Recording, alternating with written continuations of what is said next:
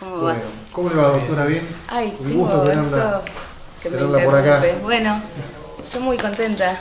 Estoy acá abajito. ¿Qué tal el vuelo? ¿Cuándo estuvo? El lunes vine. Ah, el lunes. Sí, Claro. quería estar Bien. tranquila y sobre todo ver las dependencias judiciales. Hice mi recorrida para ver las novedades, sí. Bueno, bien, las nuevas, porque Así usted es. ya vino antes a Tierra del Fuego. Sí. Muchas veces, pero siempre me sorprenden gratamente, van ampliando, van mejorando los edificios, Bien.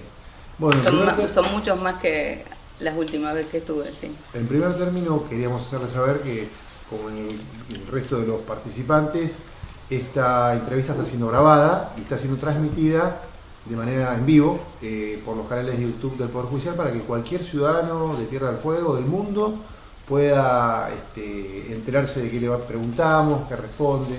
Es una cuestión que hace la publicidad de los actos de gobierno, que cumplimos con esta obligación que nos impone la necesidad de hacer público los actos que aquí se celebran.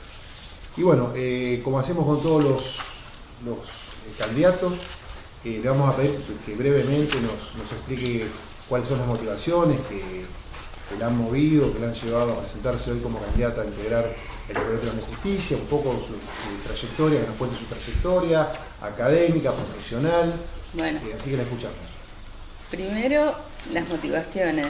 El hecho fortuito de que me vinieron a buscar a mi casa mis alumnos fueguinos.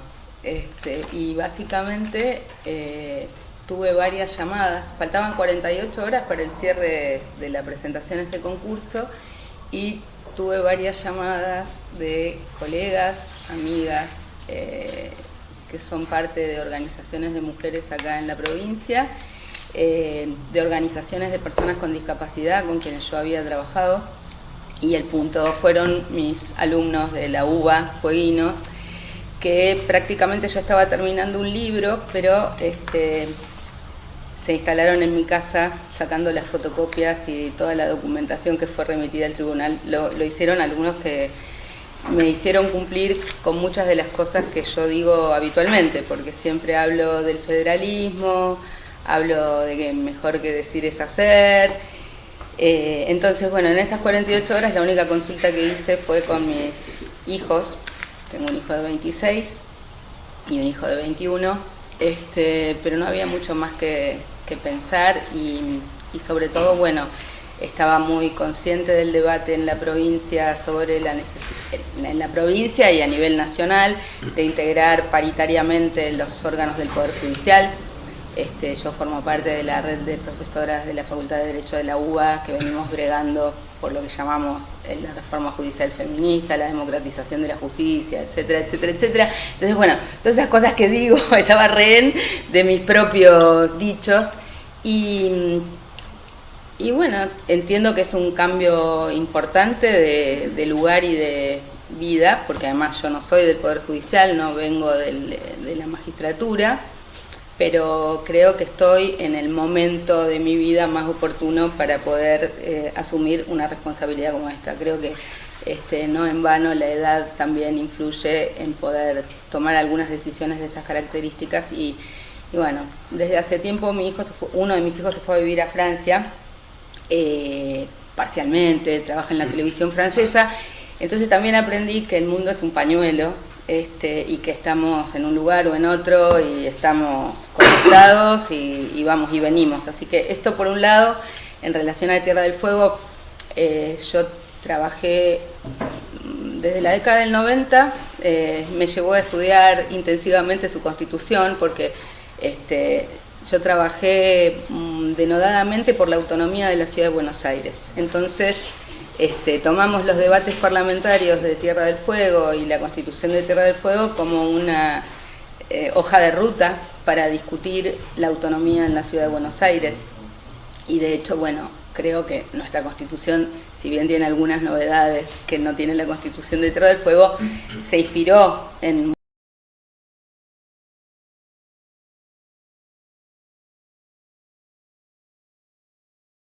tomamos los debates parlamentarios de Tierra del Fuego y la Constitución de Tierra del Fuego como una hoja de ruta para discutir la autonomía en la Ciudad de Buenos Aires. Y de hecho, bueno, creo que nuestra Constitución, si bien tiene algunas novedades que no tiene la Constitución de Tierra del Fuego, se inspiró en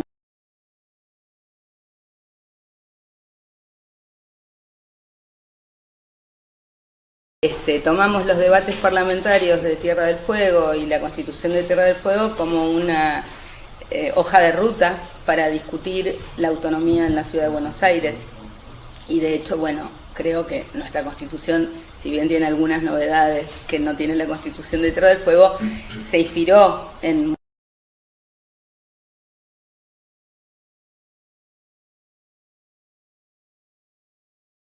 tomamos los debates parlamentarios de Tierra del Fuego y la Constitución de Tierra del Fuego como una hoja de ruta para discutir la autonomía en la Ciudad de Buenos Aires. Y de hecho, bueno, creo que nuestra Constitución, si bien tiene algunas novedades que no tiene la Constitución de Tierra del Fuego, se inspiró en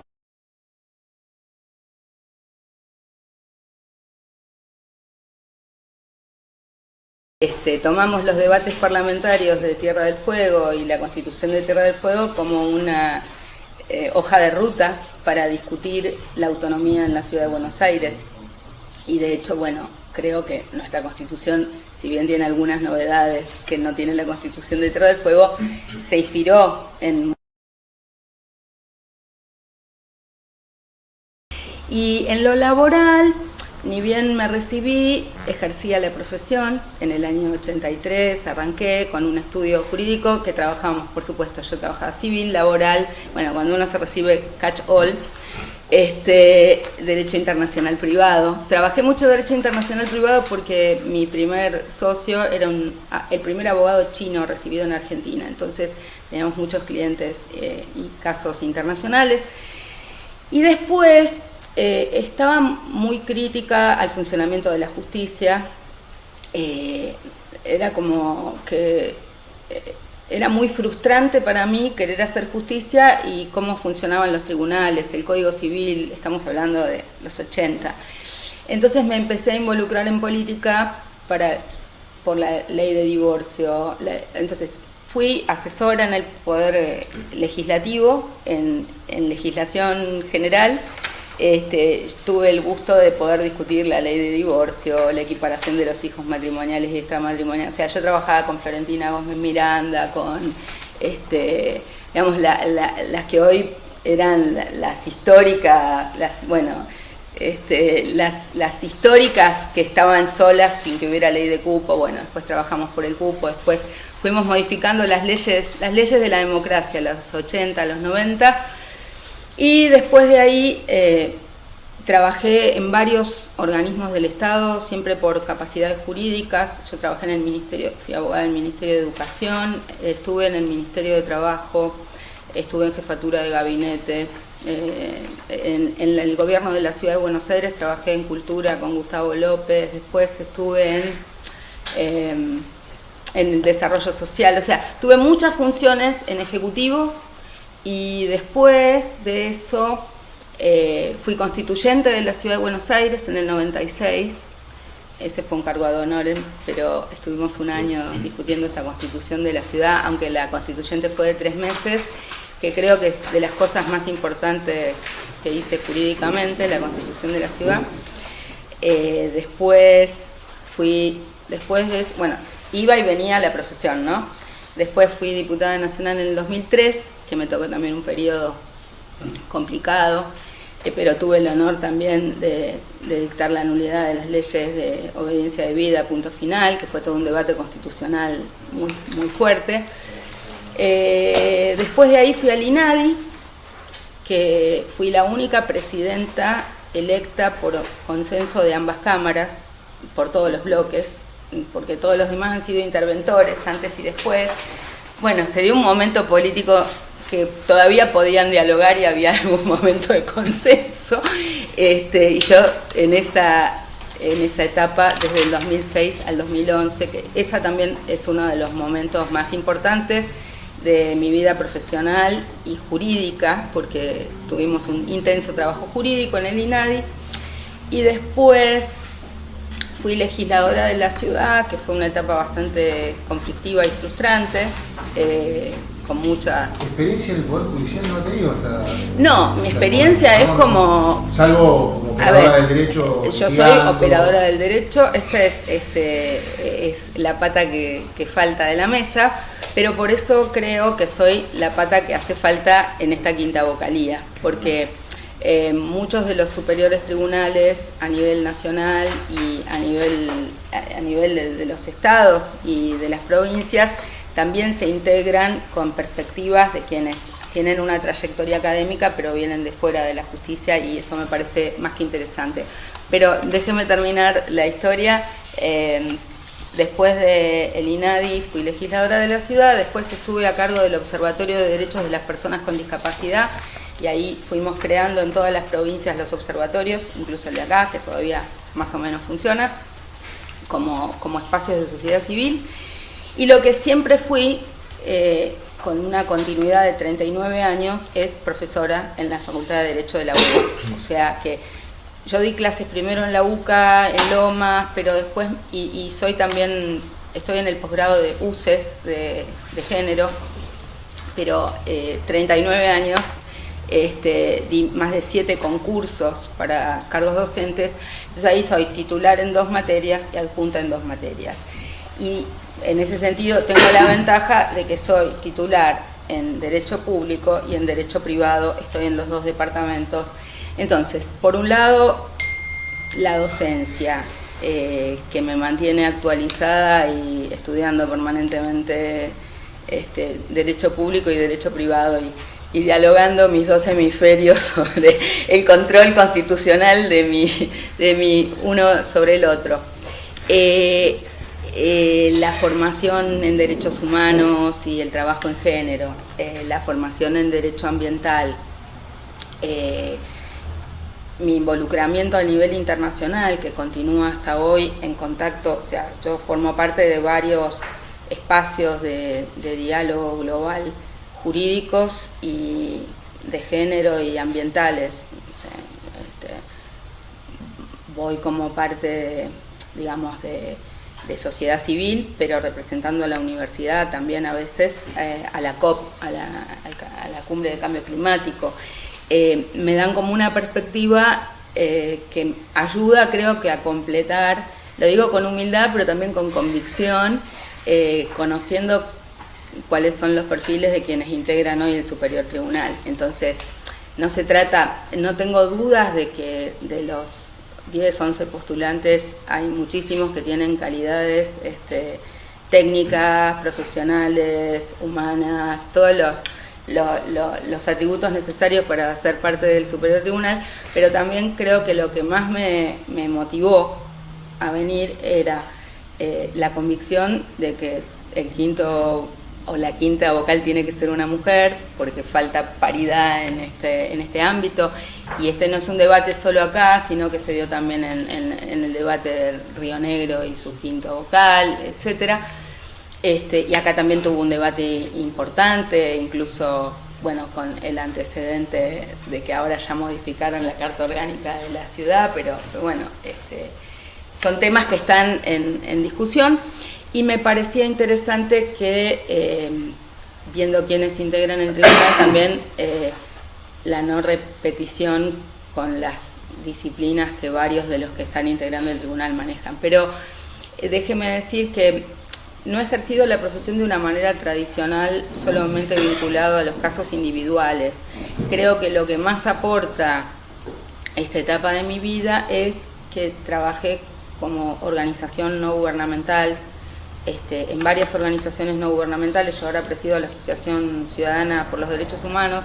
Nosotros somos uno de las 5 organizaciones que integramos el cuerpo colegiado en la causa Mendoza, de la cuenca Matanza-Riachuelo, o sea que llevo más de 15 años ad honorem trabajando para la justicia. ¿No podemos bañar en el Riachuelo? No se puede bañar en el Riachuelo y tampoco en la bahía encerrada, pero bueno, yo soy...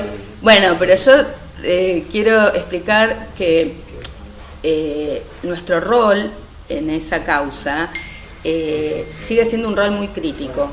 Y a mí me ayudó muchísimo a comprender también el rol de independencia que teníamos que tener en ese cuerpo colegiado, porque imagínense que pasaron gobiernos nacionales, gobiernos provinciales, gobiernos de la ciudad, de todos los colores, y el cuerpo colegiado, con una integración diversa y componiendo organizaciones muy distintas en nuestras perspectivas y pensamiento, siempre logramos tener una posición única, lo cual no es sencillo porque somos 5 organizaciones muy diferentes y logramos siempre sacar adelante nuestros dictámenes por consenso y por unanimidad, y nos mantuvimos firmes, razonables pero firmes, sería la frase que diría de nuestra intervención en el cuerpo colegiado, no importa quién fuera quien estaba en el gobierno. Entonces eso nos dio también un ejercicio de credibilidad y también nuestras propias críticas a la Corte. O sea, nosotros mismos tenemos una interacción con la Corte respetuosa, pero también que marca algunas diferencias. Bien, no, yo le hice la acotación esa porque recuerdo todavía la funcionaria del Poder Ejecutivo. Sí. Esa fue antes de la causa, pero los que vinieron después, algunos también fueron peores que esa. Puedo ampliar. Quería hacer una reflexión ya en esta mesa, en este diálogo que estamos haciendo constructivo, y siempre lo cito en casi todos los concursos, porque nuestro convencional constituyente fue muy generoso a la hora de perfilar los requisitos para ocupar cargos en lo que es el Departamento Constitucional del Poder, muy generoso en algunos poderes. Para ser legislador se requieren 5 años de residencia lo sé. inmediata en la provincia y ser elector de la provincia. ¿Pero puedo decirle algo? Espéreme que le voy a pedir una opinión. Sí. Para ser gobernador se exigen 10 años de residencia, de los cuales los últimos 5 tienen que ser de residencia inmediata, real y efectiva. Ahora, en ese momento, para el Poder Judicial no se pusieron requisitos de esta índole, como sí tiene la provincia de Buenos Aires, y esta era la pregunta. Sí. Para ingresar al Poder, no me acuerdo si es el artículo 181 o 183 en este momento, no lo tengo preciso, pero para ingresar al Poder Judicial de la provincia de Buenos Aires, sea como juez, jueza, fiscal o fiscal, ahora están diciendo como fiscal, como defensor o defensora, o como agente del Poder Judicial, se exigen 2 años de residencia inmediata anterior al ingreso. Y eso tiene que ver con que el juez no es fugitivo de la realidad, el juez tiene que estar inmerso en la realidad social del lugar donde piensa incorporarse. Nosotros lo hicimos porque necesitábamos gente con capacidad, con idoneidad, no había en el foro local abogados con las idoneidades que se requieren para integrar un juzgado de primera instancia, un juzgado o un cargo en la Corte provincial.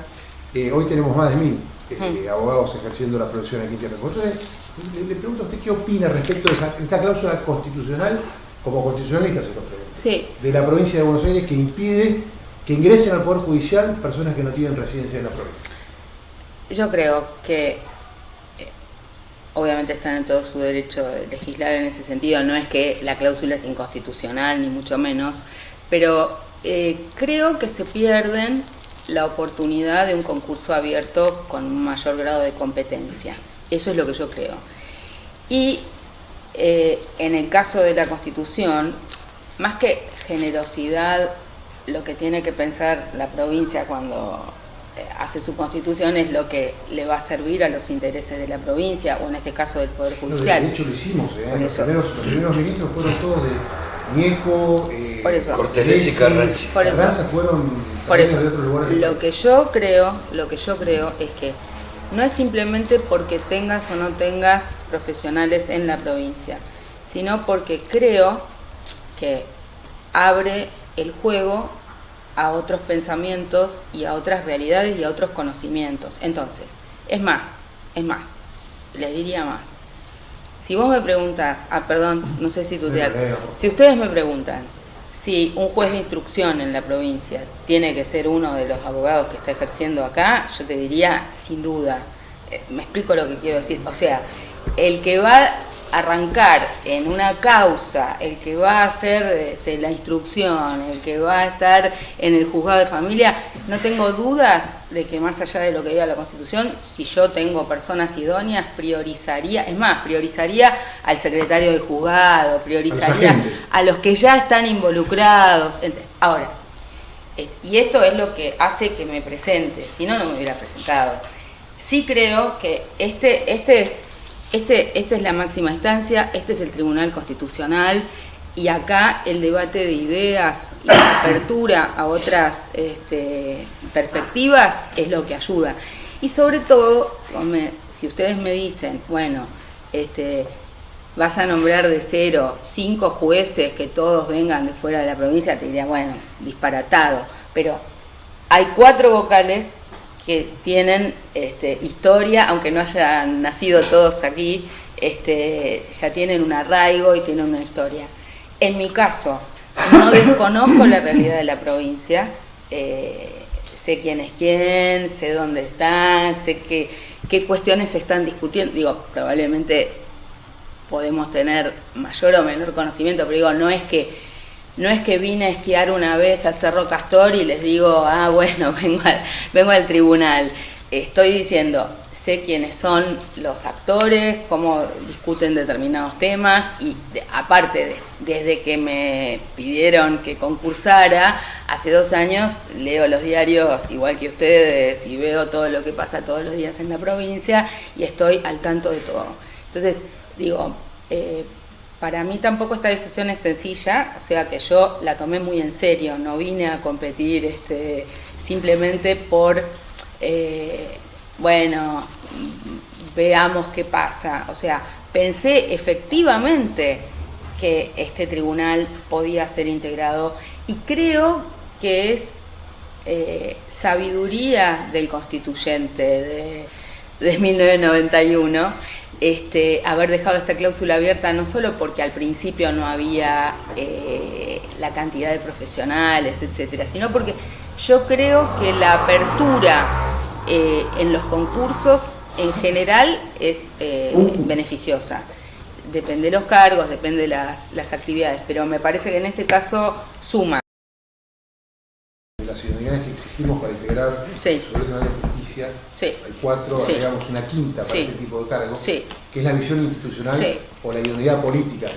Y esa idoneidad política y esa visión institucional viene de la mano de que el juez esté involucrado y esté involucrado en la sociedad. Quiero decirle, bueno, la idoneidad psicofísica, el examen me lo hago mañana, pero les quiero decir que creo que estoy más equilibrada y saludable psico y físicamente que qué sé yo, que tal vez cuando tenía 20 años y de repente era un torbellino de cuestiones. Me parece que estoy en el momento justo para tomar un rol de estas características. Segundo, la idoneidad técnico-científica, bueno, lo miraron, doctorado y además doctorado con posiciones en contra de los propios jurados, que, o sea, no fue un doctorado fácil y fue muy importante para mí ese paso. Pero digo, más allá de la idoneidad técnico-científica,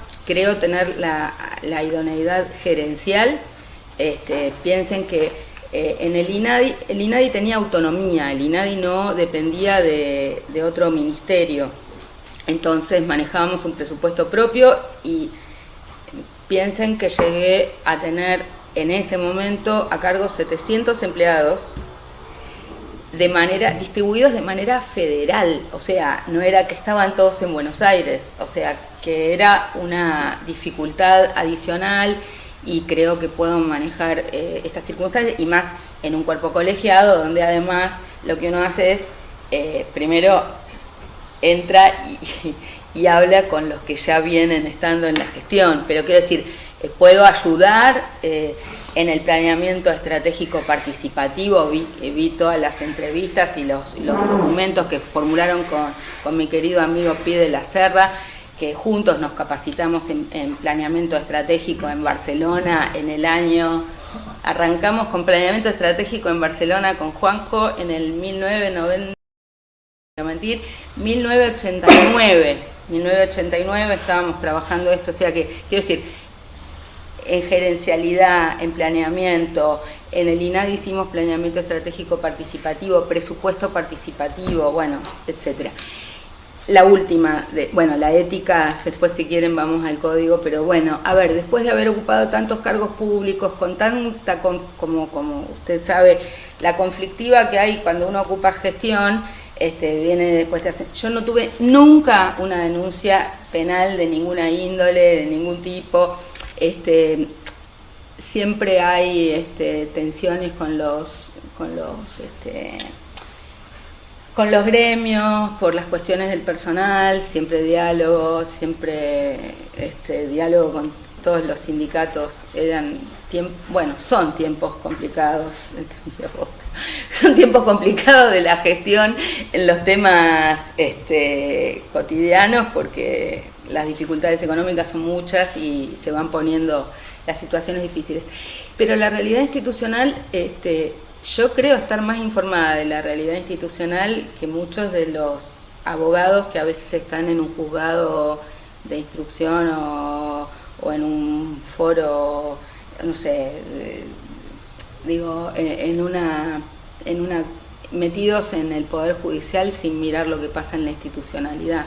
O sea, creo que como le ha pasado a usted, que viene de haber estado de diputado nacional, de legisladores, o sea, no me es ajeno, sé quiénes son los intendentes, sé cómo está compuesto el cuerpo, sé cómo viene funcionando, sé cómo discutieron la Carta Orgánica. Es más, en el debate parlamentario de la Carta Orgánica de Ushuaia me citaron, o sea, no es que estoy ajena a la realidad institucional de la provincia.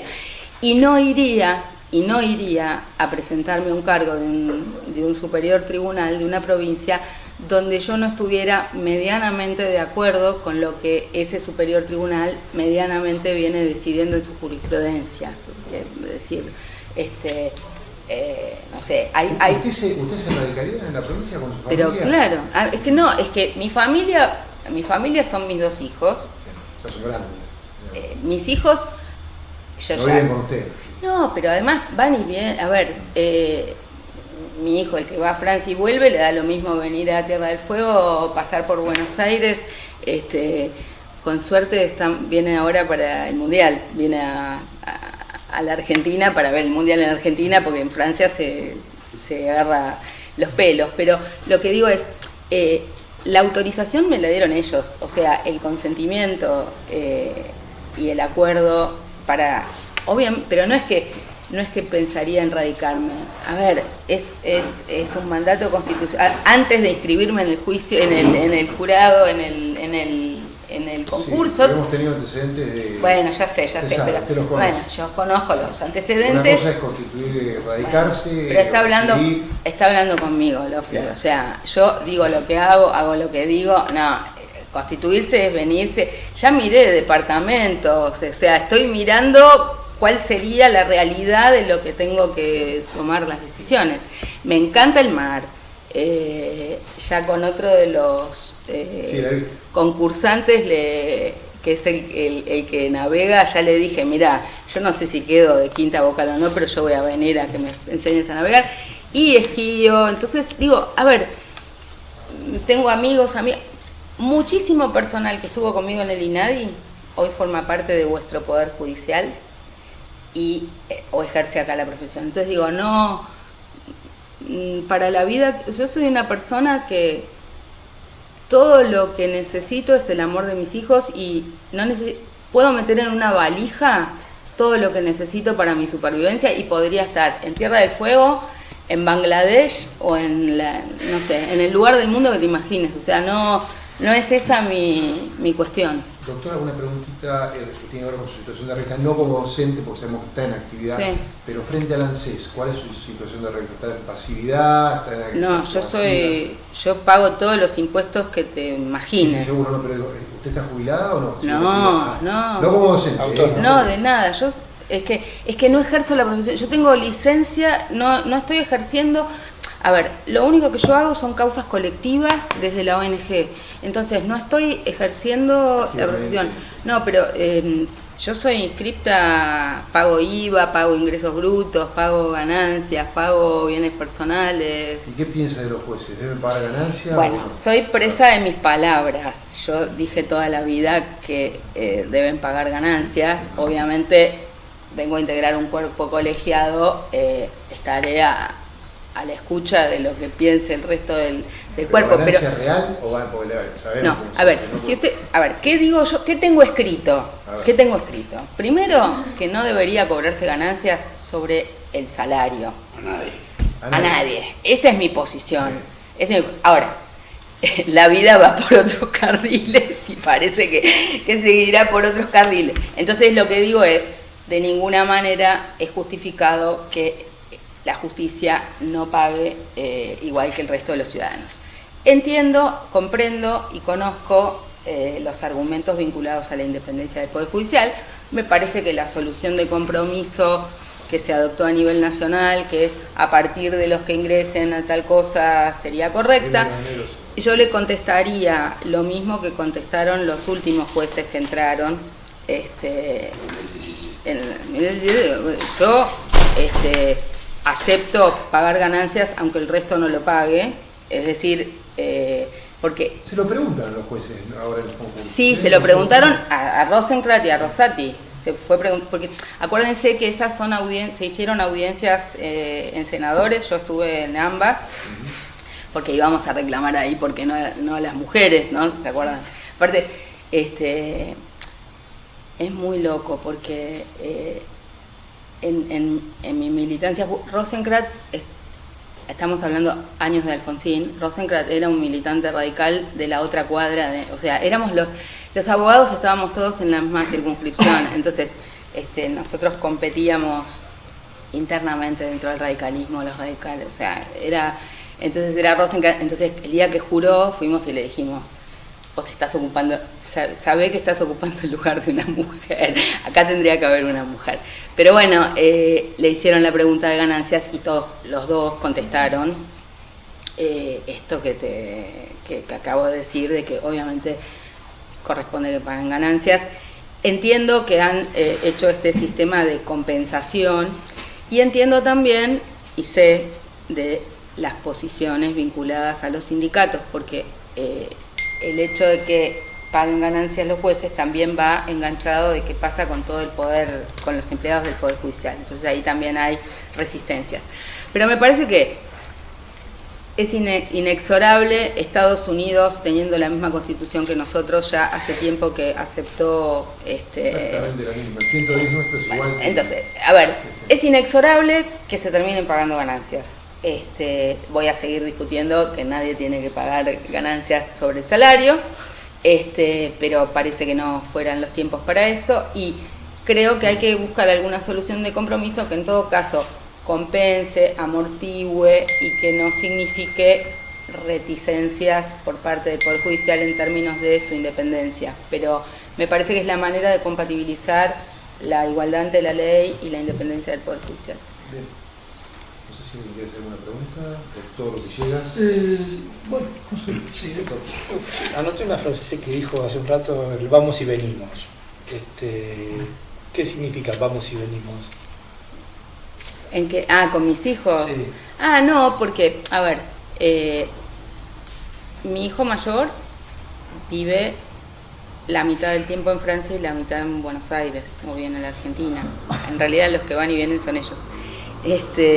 Y mi hijo menor, la mitad del tiempo está en la casa de su padre y la mitad del tiempo en la mía, aunque todo es en la ciudad de Buenos Aires. Y a veces ahora está en lo de la novia, entonces triangula, ¿viste? Como tienen... Bueno, ustedes saben que sí, esto funciona así. Sí. Entonces, bueno, acá... Lo de los chicos lo entiendo perfecto. Sí. Yo vivo en mi casa, no, mis hijos van y vienen. Bueno, sí, yo vivo en mi casa, pero bueno, mudaré mi casa. Sí, lo único es ahora, pandemia mediante, etcétera, también las clases entran en la virtualidad.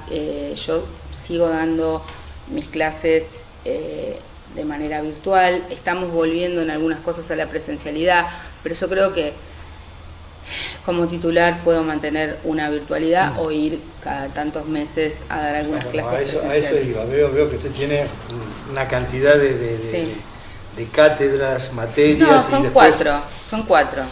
No es tanto. Bueno, son. Coordinadora académica Sí, ¿qué? en HANA. Claro, pero eso terminó. Profesora Entonces, invitada ¿qué de te... género feministas desde el 2020 hasta la actualidad. Sí. Profesora de introducción al estudio de Eso es género. todo matriz. online. A ver, dos cosas. Yo doy clases en Jujuy, en Salta, son todas virtuales. Ajá. Tanto JAMA, o sea, la Escuela Popular, esas son escuelas de empoderamiento jurídico, ¿sí? O sea, Sí. nuestra ONG trabaja en empoderamiento jurídico de sectores populares, Sí. sobre todo empoderamiento jurídico a mujeres.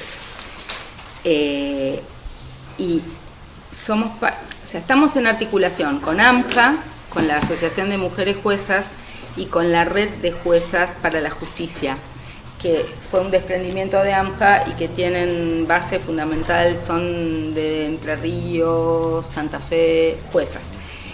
En esos espacios tenemos un montón de trabajo para la elaboración de protocolos vinculados a género en poderes judiciales y también trabajamos en empoderamiento a las mujeres para la justicia. Obviamente, muchas de estas cosas que dice que hago actualmente, algunas de estas voy a dejar de hacer, como comprenderá. Lo único que... A eso voy, o sea, si no, tiene una actividad tan No, diseminada, pero ¿cómo hace para cumplir después con una actividad tan importante? A ver, vamos y que por requiere... parte, vamos por parte. No tengo actividad diseminada. Hoy vivo de esto, ¿sí? Entonces, hoy yo vivo de mi trabajo desde la ONG en esos proyectos que usted ve. O sea, yo hoy soy coordinadora de un proyecto para el Fondo Fiduciario de Naciones Unidas contra la Violencia contra las Mujeres. Ese es un proyecto colectivo donde yo soy la líder del proyecto. Y si yo me voy de ese proyecto, que no podría continuar porque es un cargo de sociedad civil, mi segunda en el proyecto asumirá ese rol de liderazgo, pero yo no puedo seguir en el proyecto, ¿se entiende? Okay. Entonces, digo, o sea, lo tu único... participación como sociedad civil y actividad privada dejaría de participar en todo esto. Y por supuesto porque dejo de ser sociedad civil. En todos. Y en todos, obviamente. O sea, a ver... La red de profesores de la Facultad de Derecho de la UBA. Eso es académico, sí, por supuesto, eso lo manejamos online. O sea, ¿qué quiero decir? Hay que tener en cuenta algo, perdón que interrumpa, Sí. que yo doy clases también, Sí. el año pasado todo online, ya este año Sí, ya sé, hay clases Por presenciales eso. y la tendencia es que el año que viene sea todo Sí, presencial. bueno, toda la entonces, actividad todo presencial, docente. sí. Y todo- vamos a la presencialidad 100%. Mire, la cuestión es así. La única cosa que yo mantendría es mi condición de docente. Y eso dependería también de algún diálogo con mi decano, mi nuevo decano, y con mis departamentos para ver en qué condición, a ver, ir a tomar examen, ok, presencial. Yo mantendría mis cátedras como titular, pero no es que voy a dar las cátedras que estoy como adjunta, obviamente no puedo darlas porque esas son presenciales y ya no están, o sea, no dan más, pero sí mantendría mis cátedras como titular, o me quedaría con una, por lo menos, para que no me mate todo mi equipo. Pero no veo mayor dificultad, o sea, supongo que la UBA resguardaría Decir, mantenerme. en términos prácticos, o sea, ¿cuántas veces tendría que viajar por mes para...? No, una vez por mes. Yo me imagino viajando una vez por mes o una vez cada 2 meses. Eso me imagino que es realista. Eso es realista. O sea, entiendo que tendría que viajar cada 2 meses. Eso sería realista. Primero por los precios de los pasajes también, como complicado. El impuesto, ahora el nuevo impuesto. Sí. creo. No paran. Esta madrugada. No paran. No, entiendo la preocupación del doctor Martínez de Sucre porque tuvimos ministros Pero, que a ver, tenían quiero decir esto. carga académica en A ver, Buenos Aires. quiero decir esto. Dos cosas. Primero, no es la primera vez que yo dejo actividades que realizo como sociedad civil para asumir una función. Cuando asumí una función pública como diputada nacional, dejé todas las actividades de sociedad civil. O sea, quiero que entiendan que sé que es muy difícil, pero es lo mismo que cuando alguien pasa de su estudio jurídico a una función política o vuelve al llano y bueno, eso se hace porque hay equipo. Entonces, la organización no gubernamental que yo fundé en 1986 siguió creciendo y existiendo porque cuando yo me fui a una función pública, el equipo siguió. Mejor, peor, más, menos, me gustará más, pero siguió. Entonces, eso por un lado. Segundo, muchas de las representaciones que yo ocupo como sociedad civil, al ser un funcionario de un poder del Estado, ya no las podés ejercer, o sea, no sé, estás en otra... Salvo la docencia. Salvo la docencia. Entonces, lo único que yo haría es quedarme con las cátedras donde soy titular, que permiten que no estás a cargo de comisiones, o sea, yo no estoy a cargo de comisiones, es más... ¿Y eso qué significa? Que no voy a dar clase 2 veces por semana. Es el diseño de la plataforma. O sea, yo, no solo, a ver, yo coordino la reunión de cátedra, hay un programa y doy esporádicamente clases en las distintas comisiones, pero por ejemplo, para que se den una idea, hoy como titular de cátedra, yo debo, a ver, primero, somos pocos los titulares de cátedra que damos clases en todas las comisiones. Y yo debo dar clases... ¿Eso en la UBA? En UBA, sí. Sí, no, la mayoría... Las privadas exigen que el titular de cátedra dé clase. No, yo doy clase, pero a ver, en la UBA yo soy titular de una materia que se llama Principios de Derechos Humanos y Constitucional y de Derechos Humanos. En esa materia yo tengo 1000 alumnos por semestre, entonces tengo 10 comisiones, yo paso una vez o 2 veces por cuatrimestre por cada comisión, pero además paso prácticamente en el mismo día, o sea, yo voy a dar clase y ese día arranco a las 7 de la mañana y termino a las 11 de la noche y pasé por 10 comisiones, entonces eso lo hago en un día, ¿entienden? O sea, es un esfuerzo agotador, pero en un día yo pasé por 8 comisiones y al día siguiente paso por las otras 2, entonces eso se hace en 2 días. Y tengo un equipo, a ver, soy titular de esta materia, me puede fallar la memoria, pero ya en el 97 empecé a ser titular, entonces digo, tengo un equipo, lo que pasa es que yo vuelvo a poner las fechas del nuevo concurso porque rendí varias veces. No, yo estoy diciendo los que dicen a la actualidad. A la actualidad. Sí, a la actualidad. O sea, a la son actualidad. todos los que marqué, Son 4, 1, 2, 3, 4, 5, 6. Más. 4. No. No, es que son 4. 7. Bueno, no sé qué es, pero a ver, ¿qué soy? Soy invitada en UCES en el posgrado, ¿correcto?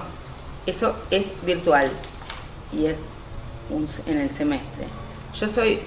Yo doy 4 materias, 2 soy titular, esto que te digo, que voy una vez en el semestre o 2 veces en el semestre, y las otras que soy adjunta son las que dejaría, porque esas son las que voy 2 veces por semana. Entiéndame, doctora, yo Sí. integro el consejo hace 29 años, Sí. llevo más de 1000 entrevistas. Sí.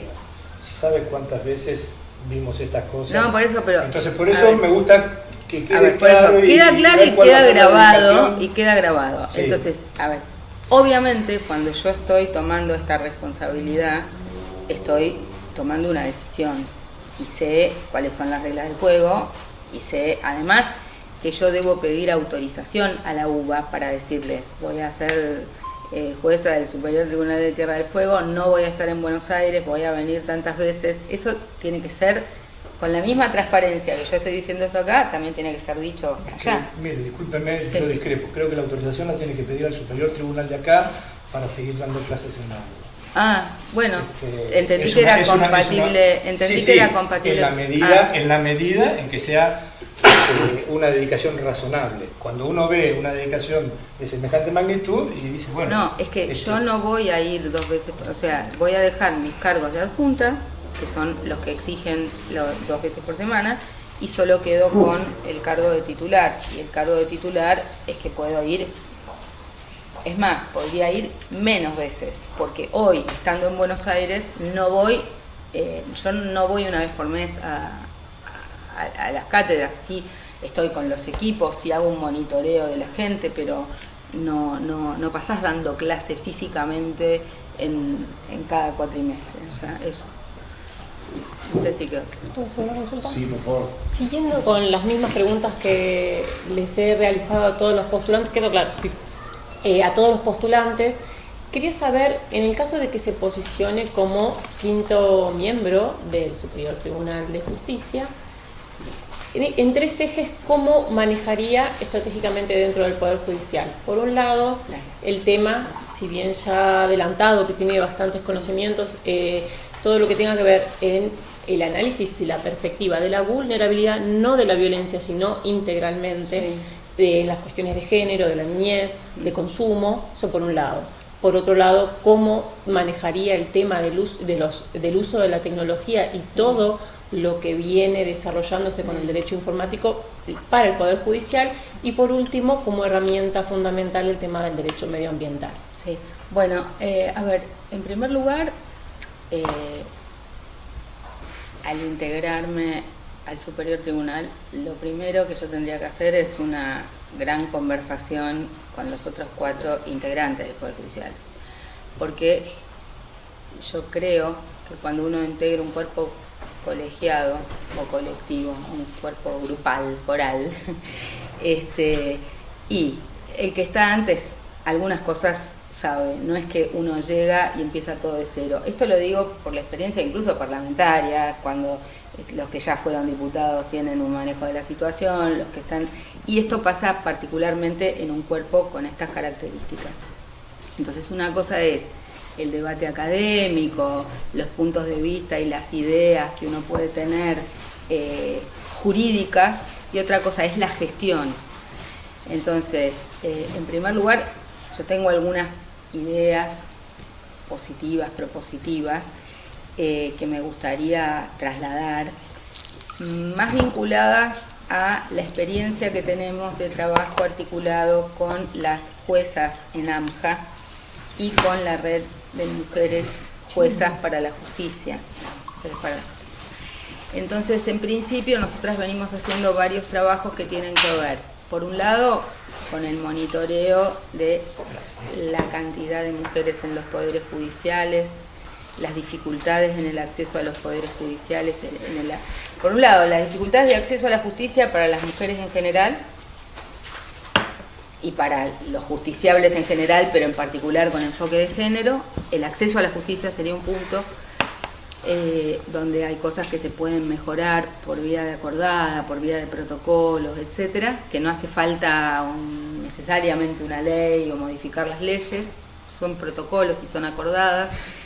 Me parece que en ese sentido también hay cosas para revisar al interior de los mecanismos de selección de magistrados, funcionarios, etcétera. Yo trabajé como integrando un consejo asesor honorario del Consejo de la Magistratura en la Ciudad de Buenos Aires. Ustedes conocen a Diana Mafía, a todo el equipo, que somos todas muy amigas, quienes trabajan allí. Varias habían trabajado conmigo en el INADI y ahora están trabajando con Diana Mafía, pero hay como dentro del Consejo de la Magistratura de la Ciudad de Buenos Aires hay un equipo muy fuerte vinculado a los temas de género, que monitorea no solo sino cualitativamente cómo son los concursos, qué cosas se pueden mejorar para erradicar los sesgos de género. Tiene muchos empleados ese Consejo de la Magistratura. Sí, pero esto, más de 2000. Por eso, bueno, eso Ese es de ciudad. eso, bueno, a ver, eso fue objeto de... Por eso no con Mafía, no. Diana Mafía.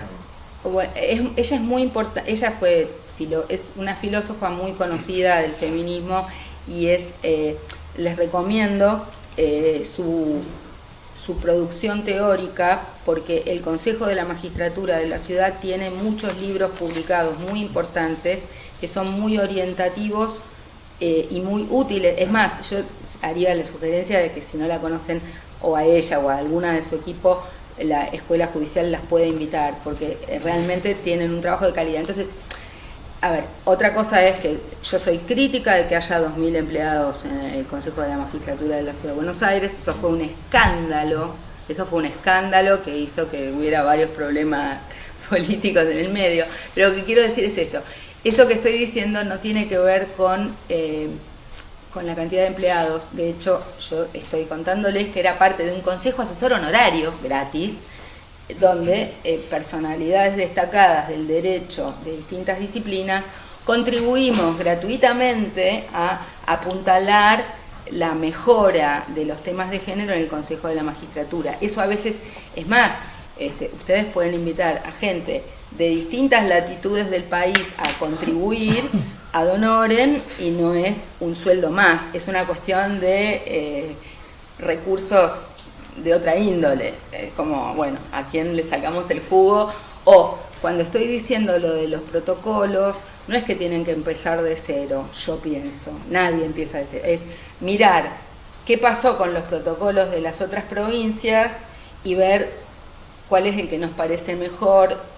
Yo trabajo muchísimo cortando y pegando cosas que son buenas de otros contextos, ¿entienden? Por eso trabajamos a nivel, es más, en los grupos donde trabajamos estos temas, trabajamos a nivel internacional comparado. Yo soy discípula de Alda Facio de Costa Rica, porque es más, el problema de la violencia, y que ustedes se enfrentan acá con total crueldad, con la cantidad de causas que tienen de abusos y de violaciones, etcétera, no es un problema que lo resuelva el juez penal. No es el final de la película, es un tema de los tres poderes del Estado y donde además, desde quienes trabajamos a nivel internacional, desde Naciones Unidas y todo eso, es una preocupación ver las mejores recetas de a quién le está funcionando mejor, en qué país. Entonces estamos como, hay un CRUZ, Trust Fund de Naciones Unidas, que yo ahora estoy coordinando el proyecto, en realidad lo que intenta es mapear a nivel global, a ver en qué contextos el Poder Judicial lo hizo mejor acá, es ensayo y error, porque la situación es como desesperante. Entonces, me parece que ahí hay muchos recursos que se pueden utilizar y cosas que existen que se pueden utilizar. A nivel de, para cambiar el punto 2, de nuevas tecnologías, etcétera, sé y celebro que ya han avanzado mucho y entiendo que por razones de la pandemia, pero yo creo que tenemos que pasar a que todo el expediente sea digital, tenemos que lograr esos cambios de manera urgente, no solo lo digo en Tierra del Fuego, sino en todos los contextos, que la presencialidad tiene que estar reservada para entrevistas donde la gestualidad y también facilitarle al justiciable, que no es lo mismo hablar en una computadora que estar al lado de la persona de carne y hueso. Entiendo que puede haber algunas instancias de presencialidad, pero la mayoría de toda la cosa burocrática que hacemos tiene que ser eliminada. Por ejemplo, para mí es muy importante que las audiencias se graben y no basta de audiencias, una persona tomando nota de la audiencia, porque además está menos de la cuarta parte de lo que se dijo, no se registran los gestos, no se registran y se pierde el triple de tiempo pasando a máquina eso, contestándolo, leyendo lo que se dijo. ¿Queda grabado? Queda grabado, ¿viste? Como el VAR, como en el fútbol. Bueno, o sea, le quita la mística del fútbol, pero es una de las cosas que me parece fundamental.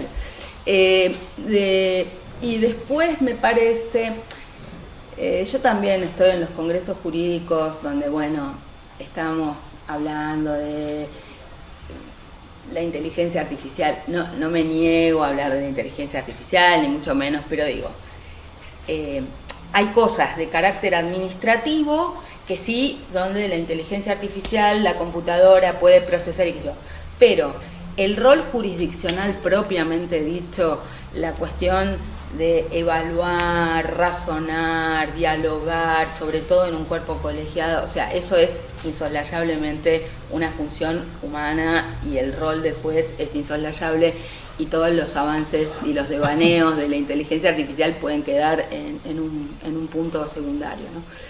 Después una cosa que me parece interesante señalar es que sí me parece que hay cosas de estadísticas, cuestiones que tienen que ver con lo económico en la gestión administrativa del Poder Judicial, que sí pueden y deben estar informatizadas, y que todos los avances que se puedan hacer en este sentido, bueno, pueden agilizar la gestión administrativa, qué sé yo. Pero por lo que he podido ver y apreciar, el equipo que ustedes tienen acá y la gente que está en esa área tiene mis respetos, y quisiera destacarlo porque por lo menos en todas mis inquietudes y preguntas superaron mis expectativas.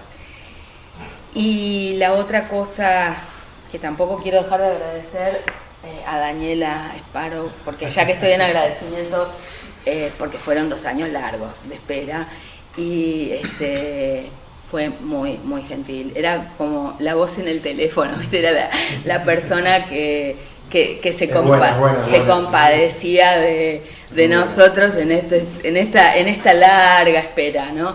Entonces fue muy amable, y te lo quería decir también delante del equipo para su reconocimiento. Pero vuelvo, y por último, bueno, el tema ambiental. Creo que ahí es donde puedo ayudar todavía más, porque me parece que igual que con el tema de los derechos humanos fue difícil abrir la puerta y avanzar en estos temas, igual que con el tema de género, está tomando, empieza, o sea, se nota. Y también quiero decirles que yo, que leo la jurisprudencia comparada de todas las provincias, reconozco el avance en la jurisprudencia de Tierra del Fuego. O sea, no está mal por donde van rumbeando. Puede haber algunas cosas que hubiera dicho algo distinto o me hubiera gustado algo más, pero digo, se notan los cambios y los esfuerzos en este sentido. Me parece que en el tema ambiental también tenemos que trabajar fuerte.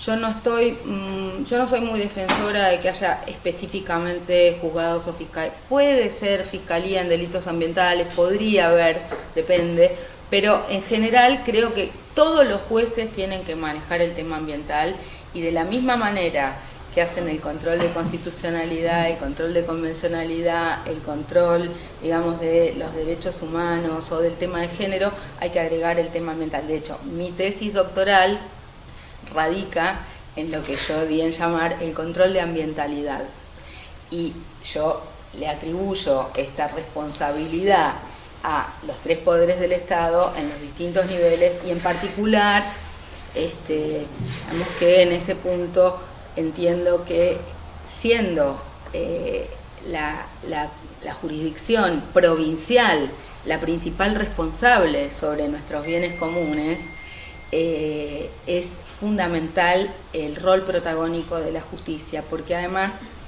a veces el Ejecutivo o el Legislativo están con otros acuciantes temas. Entonces, cuando las causas llegan al Poder Judicial, es donde tenemos que merituar y valorar estos cruces de intereses y de cuestiones, ¿no? Entonces, si algo he trabajado fuertemente ha sido el federalismo ambiental de concertación, siguiendo Esaín. Bueno, hay todo un grupo muy importante de juristas que trabajaron estos temas. Como siempre lo estudié y lo pensé para defender la autonomía de la Ciudad de Buenos Aires. O sea, yo soy una federalista en el centralismo porteño, claro, que no somos muchos, porque muchas veces en Buenos Aires cuando les conviene son centralistas y cuando les conviene son federalistas, dependiendo lo que venga. Pero en mi caso he sido consecuentemente federalista, y en ese aspecto yo creo que es fundamental el rol del Superior Tribunal, porque la Corte ya tiene dicho que no es la tercera instancia, y menos que menos en los temas ambientales, y solo aparece la Corte dando lugar a los recursos cuando realmente los fallos de los STJ provinciales son muy groseramente violatorios del derecho ambiental, ¿no? Pero ahí pegaron muchas palizas en muchos casos, y estamos al tanto de ellos. Doctora Rosati, me interesa hacer una pregunta, posicionarla, situarla, si usted Sí. llega a ganar el concurso Sí, Rosati. frente a su escritorio, sí, frente a su escritorio, redactando su primer sentencia. Y siguiendo a Rosati acá en su último libro, en su tesis doctoral, este nuevo doctorado que ha hecho sobre historia del derecho, él hace un estudio de los fallos de la Corte desde el año 73 hasta el 2002, Sí. y él detecta o distingue básicamente dos tipos de sentencias. Las sentencias dialogadas Sí. y las sentencias monologadas, donde el juez hace su voto y se Sí. entiende de lo que... ¿Usted qué tipo No. de corriente seguiría? ¿Las dialogadas o las monologadas? Más allá de que tengo otras disidencias con el doctor Rosati en muchos aspectos, soy parte de una cultura jurisprudencial dialógica. En primer lugar, creo que el derecho, más allá, incluso en los casos de un juez individual, en un fallo individual, el juez no parte de cero y no empieza la vida con su despacho y termina con su despacho. Creo, como la construcción de las catedrales, que se va haciendo ladrillo por ladrillo y que pasan muchas generaciones, es lo que se llama el derecho encadenado, ¿no? Entonces, en ese aspecto, a mí me parece que el juez o los jueces, y más en un cuerpo colegiado, tienen... Estamos hablando de sentencias del cuerpo colegiado. Sí. Donde usted está votando en cuarto término, por ejemplo, y ya hay Sí. una opinión de un colega. No, pero primero yo creo que más allá de quien preopine, hay cosas que se conversan y que se hablan. O sea, no es que cada uno está en un cubículo cerrado. Primero, un tribunal ya tiene jurisprudencia. Entonces, en principio hay que mirar qué vino resolviendo hasta ahora, porque nosotros Pero tenemos... ocurre en algunos tribunales colegiados. Yo he leído No, sentencias pero de no, tribunales colegiados yo donde hay un voto de primer Sí. vocal, Sí. y el segundo A vocal, ver. como dijo el vocal, por en eso. tal causa hoy se Por eso. contradice. A mí me- Ahí a entra ver, en un primero, diálogo por eso. deconstructivo que no Por beneficia eso, al justiciable. primero, lo primero que nosotros tenemos que garantizar como Tribunal Superior de la provincia es cierto grado de estabilidad jurídica.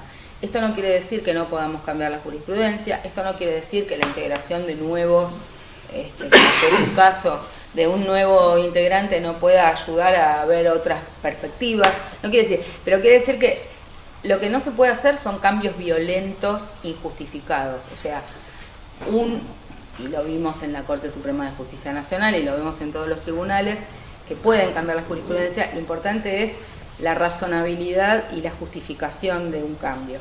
Segundo, discrepo bastante,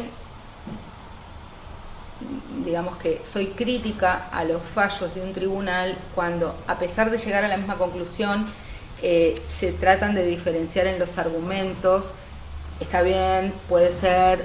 La Corte lo aplica para abajo, pero no lo aplica hacia adentro. Por ¿no? eso es lo que estoy diciendo. Y eso no es bueno porque también genera confusión. O sea, me parece que en todo lo que se pueda hay que aplacar los egos personales y tratar de converger en un fallo en el cual le demos argumentos sólidos y con la mayor grado de permanencia posible al resto de los justiciables y en particular a los otros tribunales. Hay una diferencia. Sí. Respecto a los fallos de la Corte son innominados. Sí. Nosotros tenemos obligación constitucional Sí. de que cada juez funde Sí. su voto. Sí, pero igual, bueno, yo creo que... Con lo cual, esta dinámica de dialogar o de monologar, Sí. No, pero, aquí en a Tierra ver, del Fuego cobra una significación pero- distinta a la que ocurre con la Corte. Igual lo que digo es, se pueden fundar, pero esto no tiene por qué hacer que entren en conflicto o en contradicción unos con otros. Y segunda cuestión, a mí también me parece importante que si fuéramos 5, se podrían armar salas. Las salas también permitirían que hubiera algún tipo de facilitaría poder acordar también los fallos, porque estarían acordando los fallos 2 o 3 y 2 o 3, aunque eso pueda tener rotaciones. Entonces, me parece que en ese sentido no veo demasiada dificultad. Pero vuelvo. ¿En qué sala se sentiría más cómodo usted? De hecho, la Constitución permite que el Tribunal Superior funcione por salas. No, por supuesto, yo creo que me siento más cómoda en la que lleve contencioso administrativo, la que lleve civil, o sea, la que le falte. Estuve viendo la distribución de la Corte, en esta La que le ampliación de falte. la Corte, el proyecto que habían La que le presentado, falta. la división por sala, y había una sala constitucional penal que era Sí, la por que iba eso. a manejar todo. A ver, lo que digo es lo siguiente. Yo creo que no podríamos tener una sala constitucional. Yo creo que eso es... Digo, la Corte, esto es el proyecto... Yo sé. Lo que digo es, Vino acá, estoy hablando de Tierra del Fuego. Ese es el pleno, o sea, los 5. O sea, los temas en los que yo me siento más capacitada, obviamente son los temas de constitucional, de derechos humanos y de civil, que son mis... Y bueno, tuve que aprender derecho administrativo porque litigar en Cava y litigar contra el gobierno de la ciudad es contencioso administrativo, pero no es que me encantara el derecho contencioso administrativo. Lo que digo es, obviamente creo que hay dos jueces con una trayectoria penal muy fuerte y... Seguramente ahí no. Y bueno, no voy a meterme... No, pero me llamó la atención esta sala de... Se proponían 5 salas en la Corte y había una sala penal constitucional. Rara, ¿no? Rara, Es sí, bueno, pero era la que manejó, pero ese claro. es el poder, ese es el poder real, ese es el poder total, sí, ¿no? Pero bueno, Yo no. no sé si algunos colegas van a... Sí, una pregunta.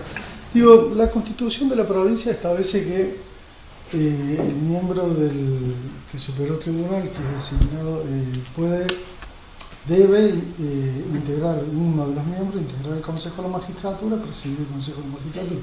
Entonces, digo, en el hipotético caso que usted sea seleccionada como miembro superior en función de esa actividad de carácter obligatorio que podría Sí. llegar a tener, Sí. se ha hecho un estudio, un análisis de la ley 525 provincial, y qué mirada tiene al respecto.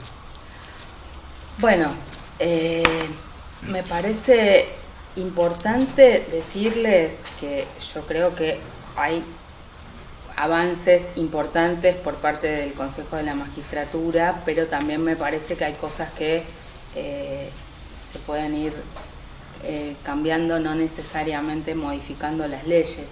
Me parece en ese sentido que hay cuestiones que el propio Consejo de la Magistratura puede ir tomando algunas decisiones para mejorar los mecanismos, tanto en la selección como en los juicios. Me parece que algunas cosas pueden ser mejoradas. Yo lo que tengo es la experiencia de haber recorrido el país, viendo cómo funcionan distintos consejos de la magistratura.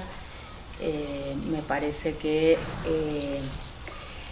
primero quiero decir, que la experiencia indica que más allá de que están buenos los reglamentos, las leyes, los protocolos y los detalles, la mitad de las veces son las personas que en algún momento integran un cuerpo lo que terminan definiendo cómo se resuelven las cuestiones, ¿no?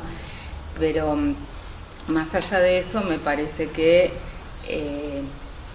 hay que introducir algunas novedades o posibles novedades en términos de acciones afirmativas para la inclusión paritaria de mujeres y de varones. Algunas cuestiones pueden necesitar algún marco legal, pero también hay cuestiones que tienen que ver con la capacitación, la formación, la posibilidad de incorporar nuevos resortes.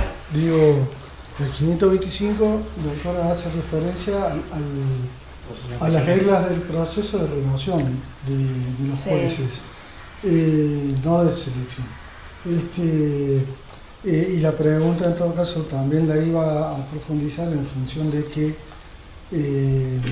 si usted entendía, teniendo en cuenta las reglas procesales de ese procedimiento, previsto por el 525, si se respeta,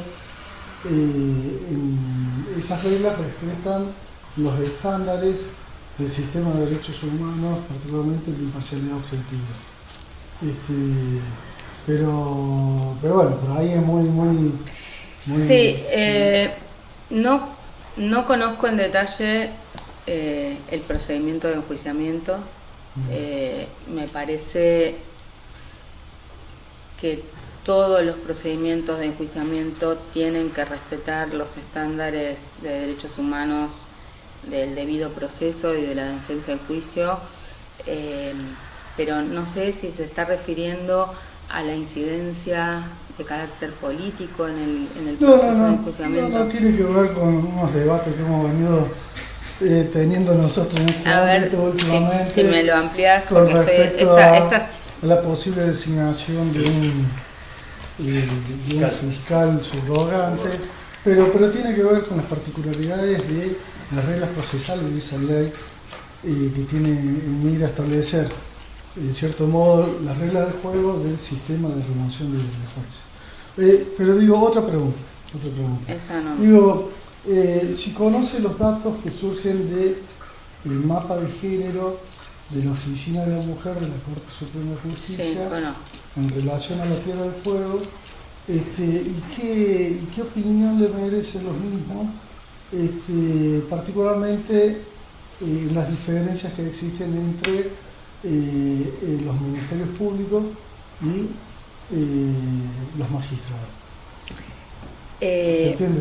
Sí. A ver, depende. No necesariamente hay tanta diferencia, depende de qué segmento mires, ¿no? Entonces, en los más altos segmentos predominan de todas maneras los varones, aún en los ministerios públicos, porque no hay paridad. En el promedio del tramo más alto de las designaciones es 80-20, 78 a 20 y pico, 22. Eso es magistrado. Sí, magistrados. En la de funcionarios no son esos índices, baja, pero digo, si usted la... Pero a ver, lo que pasa es que en el Ministerio Público, si mirás la defensoría, en las defensorías las mujeres suben, pero en las fiscalías bajan. Sí. Te digo, ¿cuál es la valoración que hace de esos datos fríos, duros, objetivos que surgen de esa estadística en cuanto a las causas? Y en todo caso, en el hipotético caso, disculpando que sea redundante, de ser miembro superior, ¿qué política institucional diseñaría y por qué?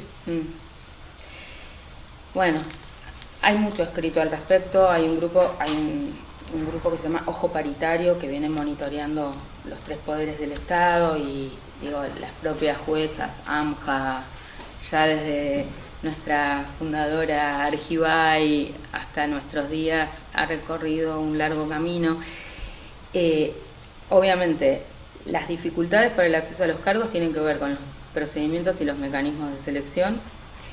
Esto no escapa, nos pasa lo mismo en las universidades y el acceso a los decanatos o a los cargos titulares, o sea, todo viene bien en las adjuntías, o sea, todo viene bien en los ayudantes, los JTP, se va complejizando y van a ser mayoría los varones ya en los cargos, en los adjuntos, y directamente la selección de los titulares se vuelve sesgadísima, y les diría que en algunos casos injustificada.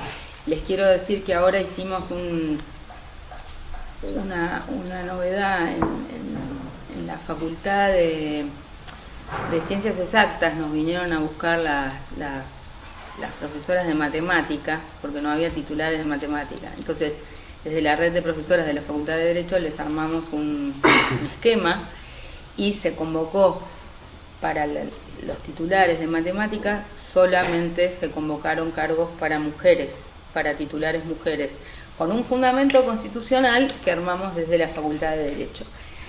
Vamos a ver cómo sigue eso al Consejo Superior de la UBA, pero sería un antecedente importante, porque ya están más que cubiertos los cargos de varones. No estoy diciendo que este sea el procedimiento, pero a ver, siempre he defendido, yo trabajé fui asesora en la Constituyente Nacional en 1994, soy una de las responsables de que diga igualdad de oportunidades y de trato y de acciones afirmativas en el 75.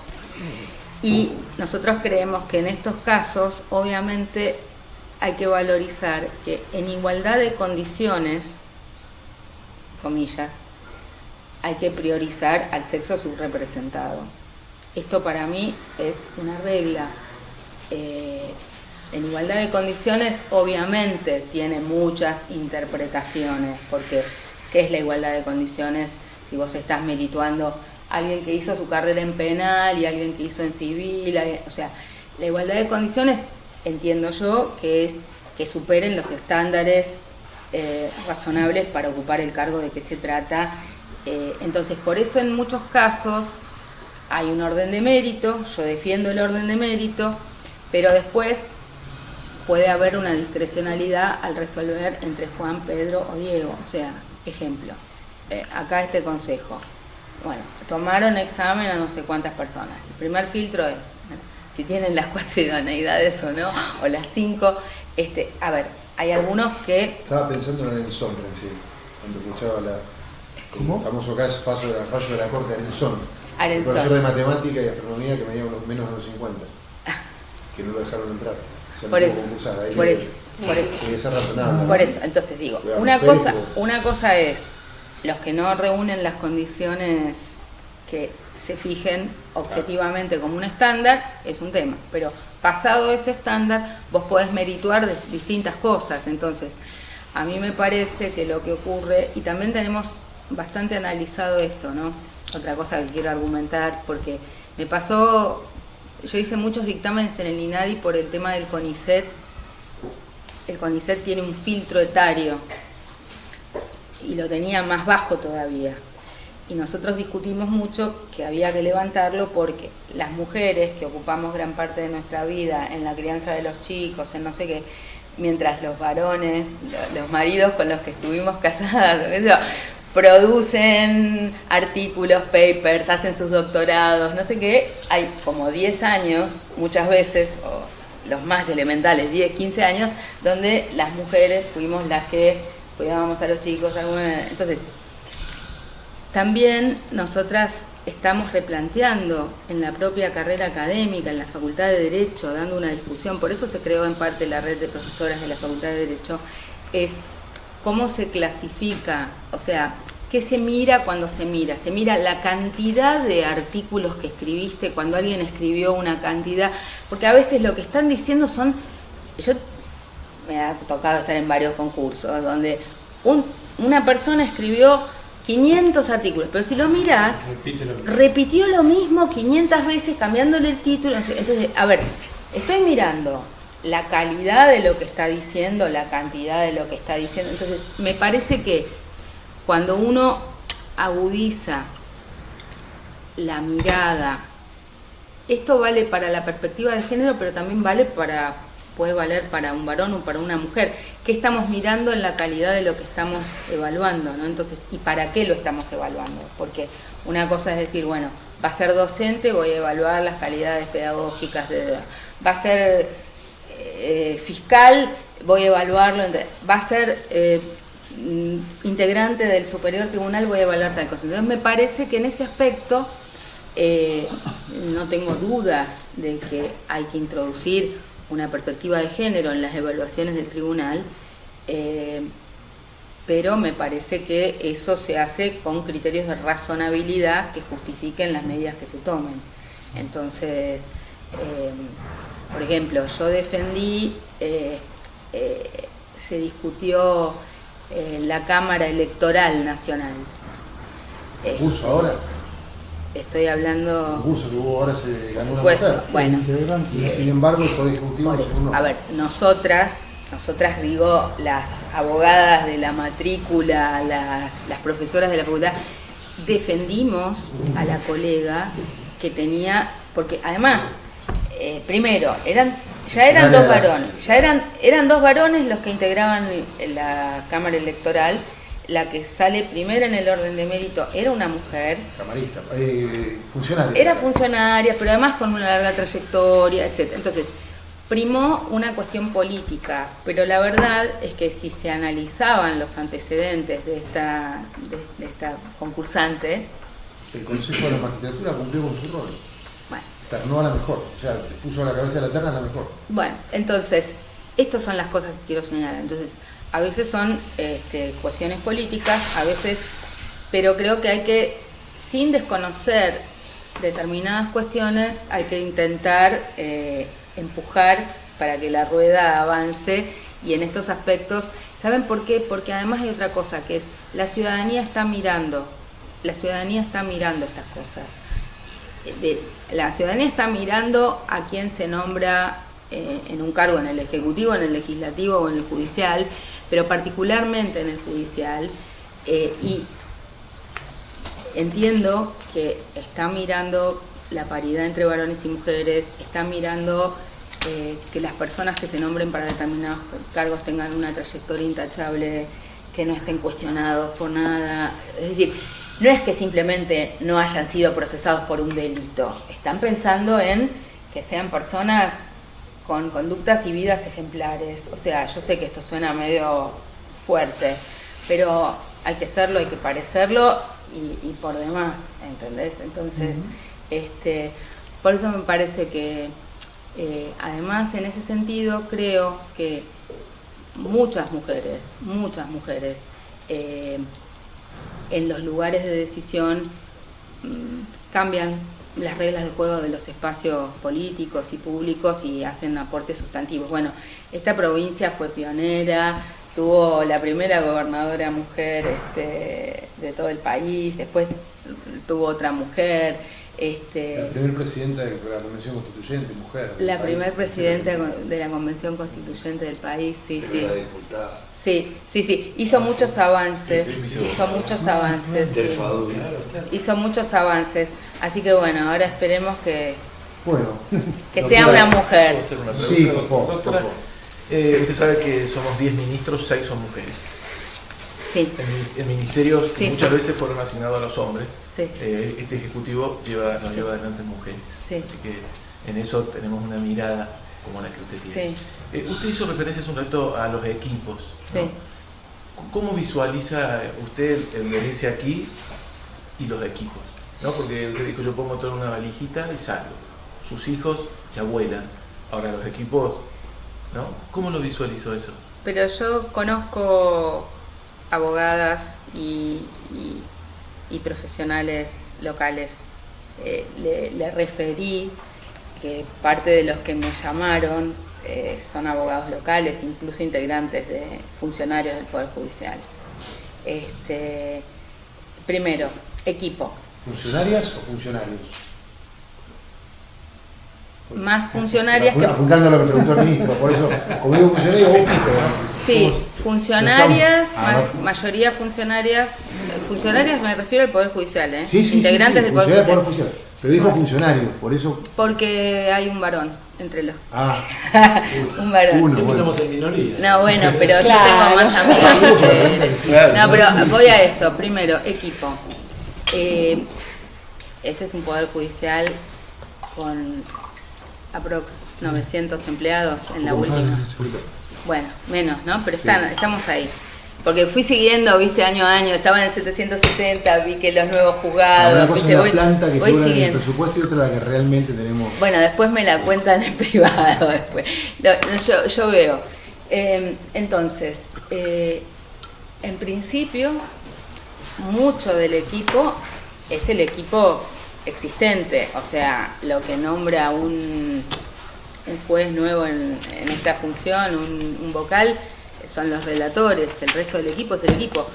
Yo he estado en funciones públicas donde no moví de la privada ni a las personas que estaban, ¿se entiende lo que te quiero decir? O sea, Usted entendió la pregunta que yo le hice, ¿no? sí, vos me hablás de con qué equipo cuento yo a nivel No, local. digo, con esto que usted hizo referencia a la importancia de los equipos muchas veces se construyen, me imagino que con la trayectoria Sí, que tiene usted, sí. tiene gente de confianza con la que trabaja muy cerca, ¿no? Sí. Digo, a eso iba la pregunta. Sí, a ver, dos cosas.